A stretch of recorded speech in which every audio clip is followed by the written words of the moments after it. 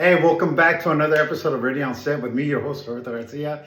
Today, we're just going to be talking about a topic that some people find it very hard, and other people kind of stay away from it. And the only reason being just because the industry that we're in, it kind of pulls that type of environment. And what I mean by that is range. Everybody goes to the range.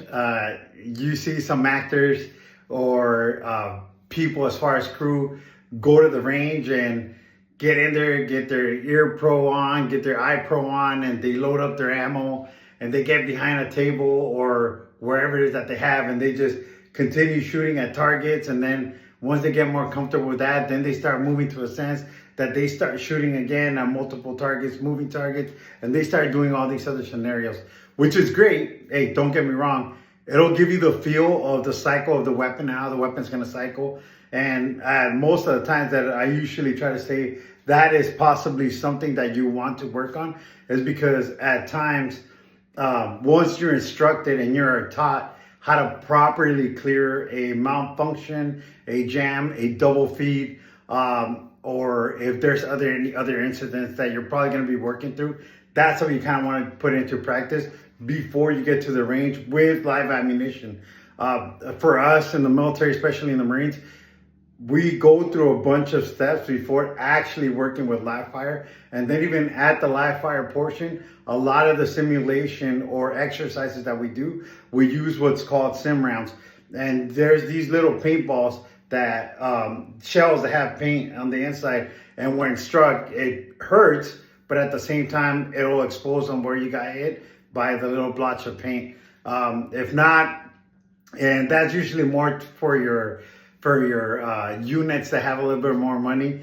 The majority of the other units, they tend to use what's pretty much more of a laser tag type of deal, which you have a bunch of little reflectors and little things that you wear, and it pretty much you add on another laser to your weapon, which as you're walking around and you're moving through, for civilian terms, you point your weapon and you pull the trigger, and that sends a infrared laser to whatever you're shooting at. And if they're wearing a vest or any of those type of reactive stuff, you'll hear the beeping right away. And that's notorious for anybody that's worked in an infantry unit or field exercise that requires multiple people. Everybody puts on the things, and you'll hear like beep, beep, beep, beep, beep, going up like, I shot you type of deal. Now, that being said, the sim round and the laser tag information, as far as the information that's gained there, is for movement and to try to track,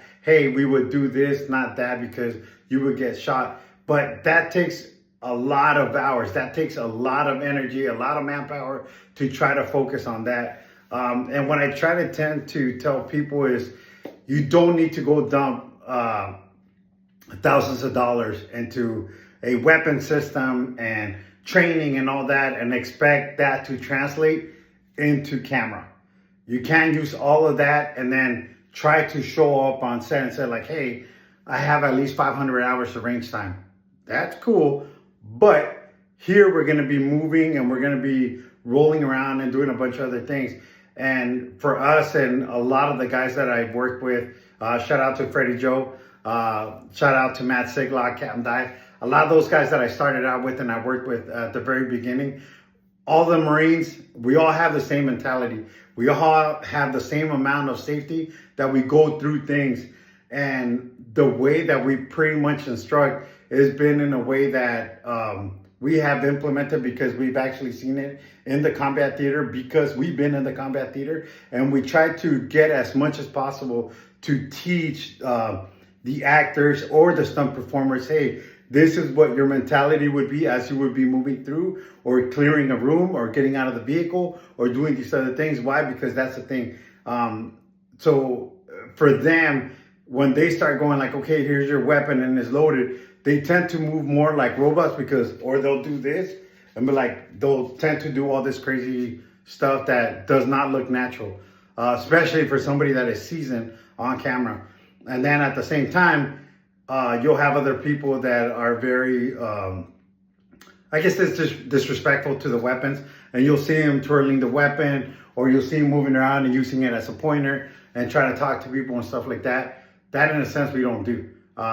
As we all seen before in the past, there's a lot of negligent discharges that have happened in the past. And I don't say accident because it's not an accident. You as a performer, you as a person holding the weapon, you are in charge of that weapon. You are in charge of the unloading and the loading of that weapon. You are taking responsibility for that. So there is no accident. The only accident is you actually not taking the proper time to go through the training and the weapon to not have a negligent discharge. So to everybody that you should go, if you're going to go to the range, hit that range. It's fun. Exercise that Second Amendment. I tell everybody, if you have the ability to go shoot a weapon and go to the rifle and have, or the rifle range or the shooting range, and actually have proper training, and there's more than enough qualified professionals out there in the private sector that will go through the bases, that will teach you that stuff, great. But don't think that that is going to equate to your performance on camera, because targets don't shoot back. Think that. And I usually tell people that, like, targets don't shoot back. You can move and shoot and do all this crazy shit, great, but targets don't shoot back.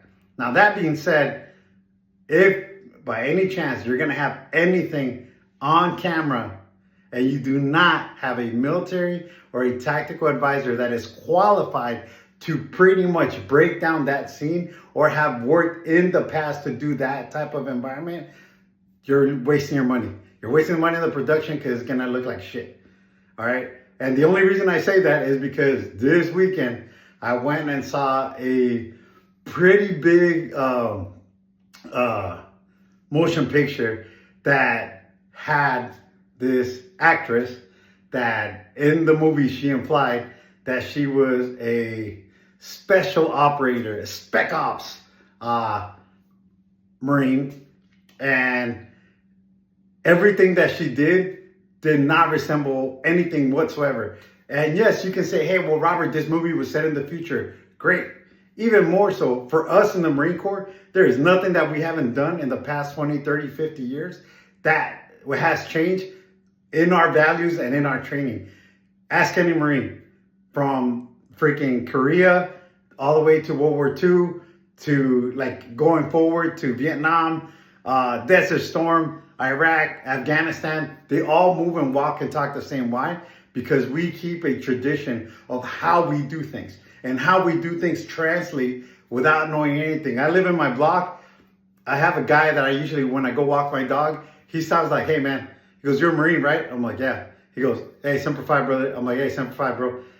Just off of that, we kind of knew already. Like, I laugh. He goes, because I talk to my children, and when my children say, and my children also say the same things, like, I'm like, oh, that's a Marine, or that's a military personnel, or that's somebody, like, I can pretty much pick them out because they stick out like sore thumbs to the person that's actually knowing. So for us in the real world, that we can see real people and actually say, hey, that person is legit, that person is a non-rate, that we can pick that out. We can obviously make that out on camera. So more to say, if you're going to take the time to do a project, get the right freaking people. You know, there's more than enough qualified people out here. And if not, if you're unsure, talk to different coordinators, talk to different advisors, look at their history as far as their projects that they've done. And then from the projects that they've done, talk to other people and say, hey, you from a military perspective, or you from a law enforcement perspective, do you think that that makes sense?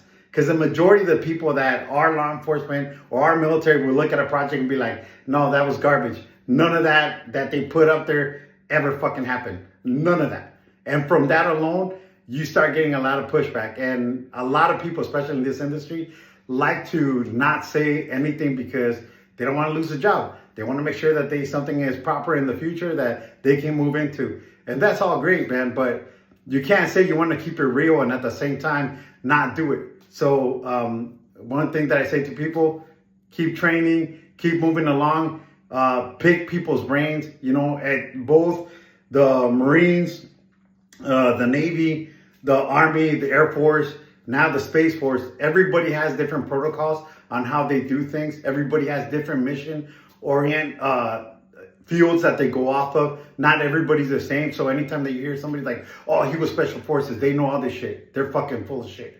Why? Because everybody has different jobs and different implications on how they need to do their job. That sense alone will tell you that anybody that's in special forces, why is it that they're doing what they do? The Green Berets have different, from Delta, from DevGru, from Navy SEALs to MARSOC to regular infantry to the PJs in the Air Force and whatever else that comes up. That even after that sector, they break off. They have other special units and other departments that they crossbreed with, and they do cross training. So nothing is ever exactly what anybody thinks, regardless of what you see on camera or on the screen, both TV or the actual big screen.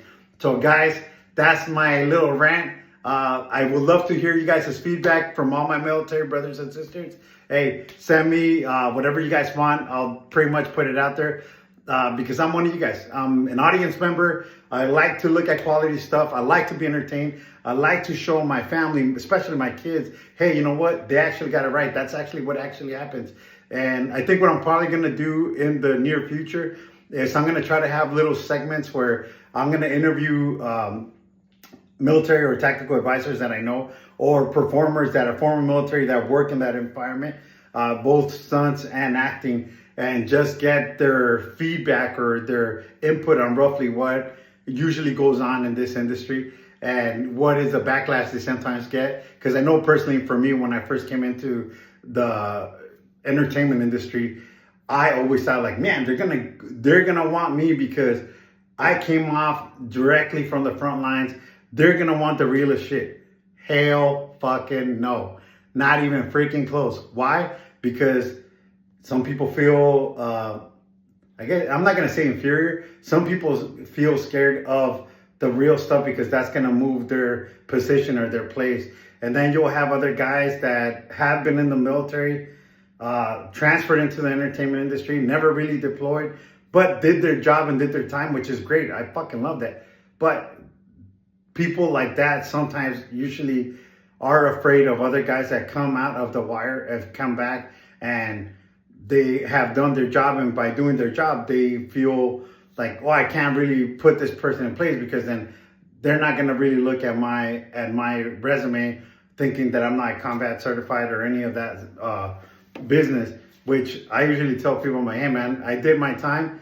I came out. There's other guys that lasted longer than I did in the armed services and a bunch of different branches, went on to different private sector jobs. And I've known some of my other brothers and sisters that have gone on to higher, more predominant department type of jobs. And my love is for them. And that's one of the reasons that I got into this industry is I wanted to show like, hey, we're more than that one dimensional that everybody always puts out. And this is when I want to contribute to it. And at the same time, I want a proper representation of anybody that's out there, whether it's law enforcement, first responders, anything of that sort, because that's what we tend to do, that we want to do. We put in the time, we put in everything. So think of that next time you're working on your project. Think of that next time you're working on your script. Think of that before you even try to pursue investing thousands of dollars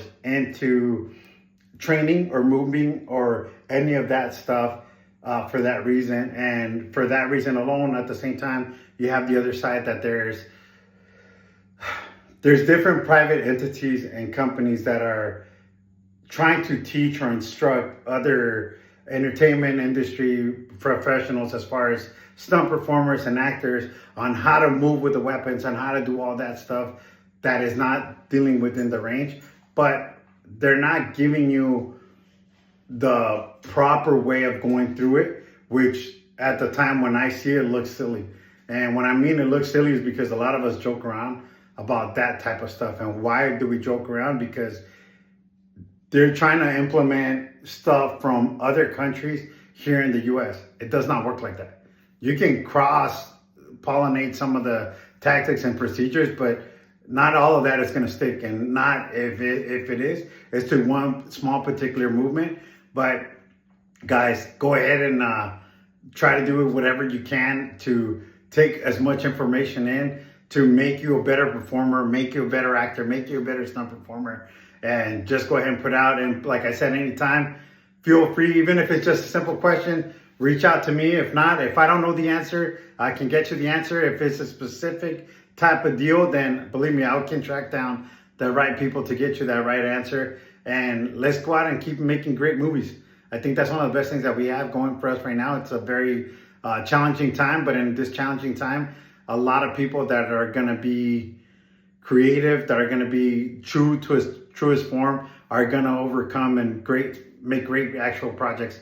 And for that, I say, stay safe, stay training. If not, stay deadly, and I'll see you guys out there on set. All right, take it easy, guys.